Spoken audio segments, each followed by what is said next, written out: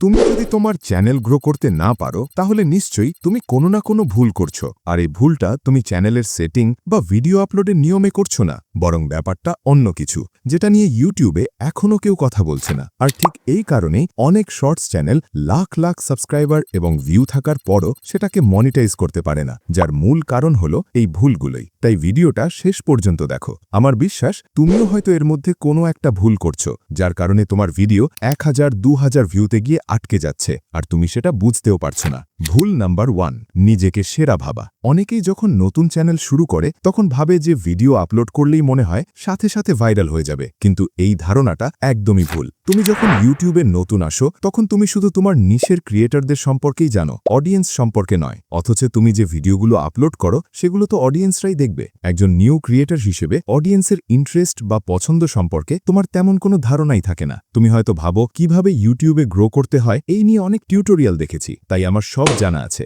কিন্তু ভাই, তোমার কাছে নলেজ থাকলেও কোনো এক্সপিরিয়েন্স নেই। তাই ইউটিউবে গ্রো করতে চাইলে আগে অভিজ্ঞতা অর্জন করতে হবে এবং অডিয়েন্সের পছন্দ বুঝতে হবে। অনেকে নিজের কাজের উন্নতি করার বদলে শুধু ভাবে যে তাদের ভিডিও ভাইরাল কিভাবে হবে। তোমার যদি মনে হয় তোমার ভিডিও একদম পারফেক্ট, তাহলে তোমার ভিডিওকে ওই একই ক্যাটেগরির কোনো বড় ক্রিয়েটরের ভিডিওর সাথে তুলনা করে দেখো। তোমার ভিডিওর কোয়ালিটি আর এডিটিং তার মতো কিনা। তোমার কি আসলেই মনে হয় তোমার ভিডিও তার চেয়ে ভালো? তুমি ইউটিউবে মাত্র 4 থেকে 5 মাস সময় দিয়েছ, অন্যদিকে সেই ক্রিয়েটর ইউটিউবে আছে 2 বছর ধরে। তাই তুমি কখনোই এখনই তার সমান হতে পারবে না। এজন্যই চ্যানেল শুরু করার সময় খুব বেশি আশা রেখো না। যখন তুমি নিজে আরও ইমপ্রুভ করবে তখন তোমার নিজেরই আগের ভিডিওগুলো আর ভালো লাগবে না। এই কথাটা আমি বলছি না, স্বয়ং মিস্টার বিস্ট বলেছেন। তবে এর মানে এই নয় যে তুমি এখনই ভাইরাল হতে পারবে না। তুমি যদি নিজেকে ইমপ্রুভ করার দিকে ফোকাস করো আর আমি যে ভুলগুলোর কথা বলছি সেগুলো অ্যাভয়েড করে চলো, তাহলে আমার বিশ্বাস তুমি অবশ্যই গ্রো করবে। ভুল নাম্বার 2, নার্ভাস হয়ে যাওয়া। তুমি যদি রিসেন্টলি একটা ইউটিউব চ্যানেল খুলে থাকো তাহলে আমি নিশ্চিত তুমি কোনো না কোনো সময় নার্ভাস হয়ে গিয়েছো।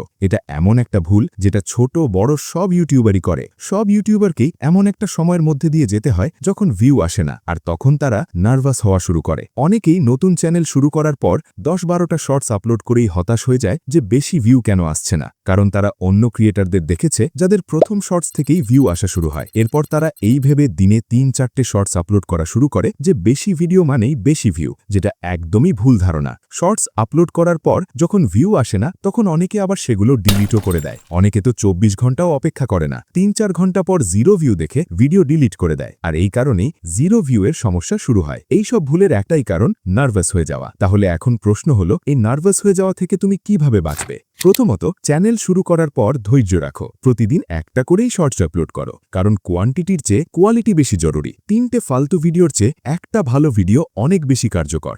ভিডিও আপলোড করার পর অন্তত 24 ঘন্টা অপেক্ষা করো, কারণ ইউটিউব অ্যালগোরিদম প্রথম 24 ঘন্টা তোমার শর্টসটাকে টেস্ট করে। আর সবচেয়ে জরুরি কথা, নিজেকে বড় ক্রিয়েটরদের সাথে তুলনা করো না, বরং তাদের থেকে শেখো এবং নিজের ভিডিওগুলো আরও ভালো করার চেষ্টা করো। ভুল নাম্বার 3, বারবার নতুন চ্যানেল খোলা। অনেক ক্রিয়েটররাই এমনটা করে। যখন তাদের শর্টসে 1000-1500 ভিউ এসে থেমে যায় তখন তারা ভাবে হয়তো এই চ্যানেলটাই ঠিক নেই, আর তারা নতুন চ্যানেল শুরু করে দেয়, যেটা একদমই ভুল। ইউটিউব প্রথমে 1 সপ্তাহ ধরে তোমার ভিডিওগুলো চেক করে এবং তোমার চ্যানেলের জন্য সঠিক অডিয়েন্স খুঁজে বের করার চেষ্টা করে। এরপরই ইউটিউব তোমার ভিডিওগুলো প্রমোট করা শুরু করে। যদি ভিউ না আসে এর মানে এই নয় যে ইউটিউব তোমার ভিডিও কখনোই ভাইরাল করবে না। ইউটিউব তোমার ভিডিওকে অডিয়েন্স রিটেনশন আর এঙ্গেজমেন্টের ওপর ভিত্তি করে ভাইরাল করে। সেটা তোমার প্রথম ভিডিও হতে পারে, আবার দ্বিতীয় ভিডিও হতে পারে। যদি তোমার ভিডিওতে 1500 ভিউ এসে থাকে তার মানে তোমার চ্যানেলে কোনো সমস্যা নেই, বরং তোমাকে তোমার এঙ্গেজমেন্ট ইমপ্রুভ করতে হবে। এঙ্গেজমেন্ট তখনই বাড়বে যখন তুমি অডিয়েন্সের পছন্দ বুঝতে পারবে এবং সেই অনুযায়ী ভিডিও বানাবে।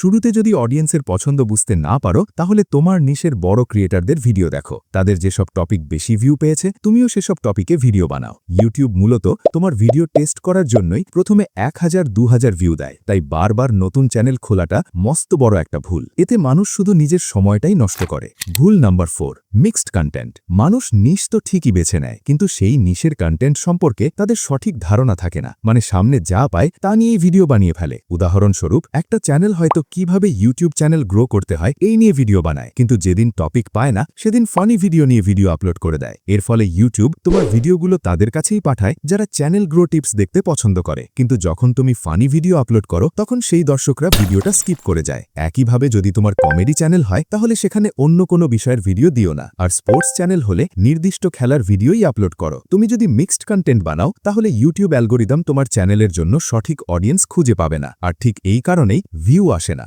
সামারি: শুরুতে অভিজ্ঞতা অর্জন করো আর নিজের ভিডিও ইমপ্রুভ করার দিকে মনোযোগ দাও, নিজেকে সেরা ভেবো না। ভিউ যেমনই আসুক ঘাবড়ে যেও না বা ভিডিও ডিলিট করার মতো ভুল কাজ করো না। যে কোনো একটা চ্যানেলেই ফোকাস করো, অডিয়েন্স রিটেনশন আর এঙ্গেজমেন্ট বাড়ানোর চেষ্টা করো। শুধুমাত্র নিজের নিশের ওপর ভিত্তি করেই ভিডিও বানাও।